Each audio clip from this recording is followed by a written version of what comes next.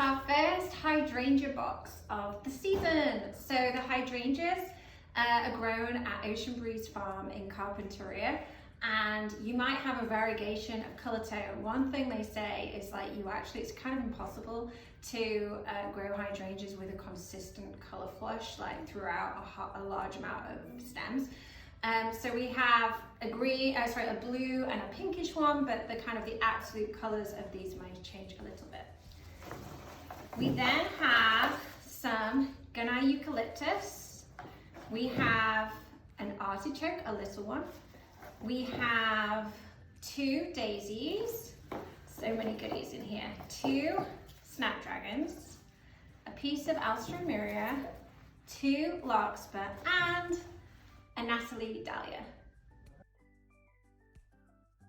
So what we're going to do is you should have a couple of pieces of the Gunai eucalyptus. Just cut the leaves, strip the stems, and just cover, kind of put one side, the right side, and then the left side as well, just to create like a little green nest. And I would suggest trying to kind of balance out the length of the pieces, just so that it looks even.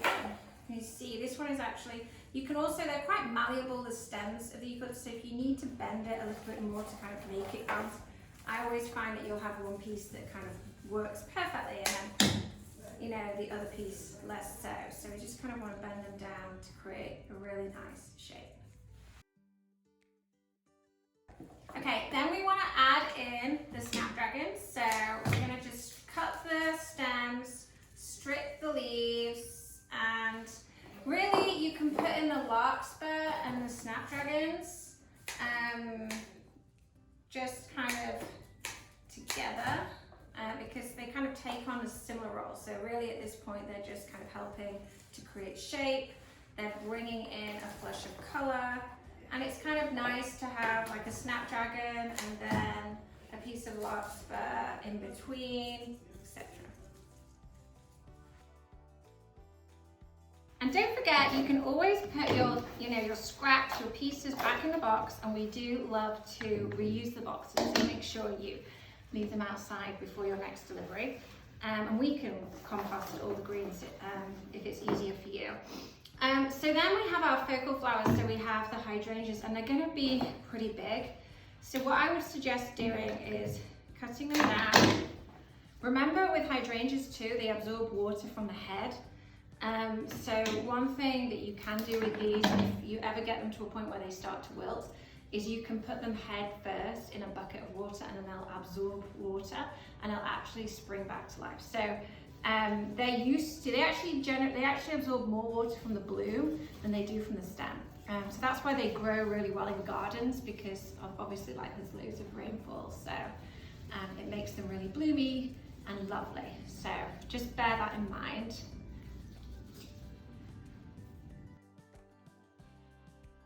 So we're going to add our Natalie dahlia in next.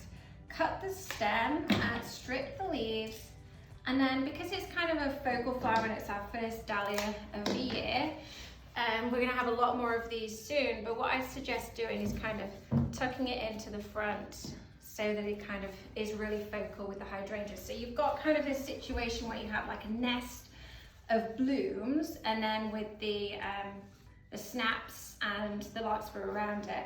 And then what we'll do is we'll add in kind of the more decorative pieces, so the alstroemeria, the artichoke, and the daisies.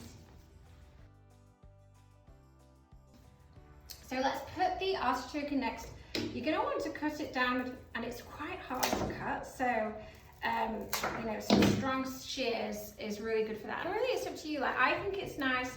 You don't really want to see the sides of this smaller variety. You want to kind of see the bloomy blue head. So I would suggest kind of tucking it inside.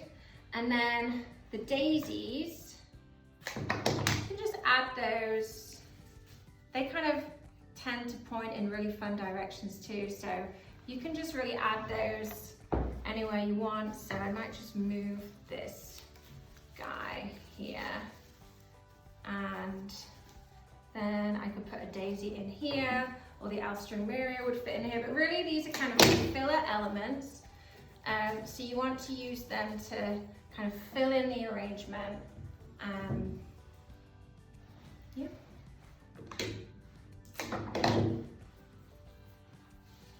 Shape. Sometimes you want to revisit the shape a little bit throughout just to make sure. And it's so full, there's actually not a huge amount of space for my daisy. Trying to see, I feel like it would go really nicely here, so I'm just gonna turn it around and tuck it in here next to my dahlia. But wow, this one is such a full bloom creation. So what you might want to do as things move around is just to kind of maybe reposition the larkspur and the snaps a little more, just to kind of balance out the back. But there we go. I hope you love our hydrangea arrangement. So many thanks to our growers. We're loving this local fun color palette, and it's just so excitingly joyful. So I hope you love it as much as I do.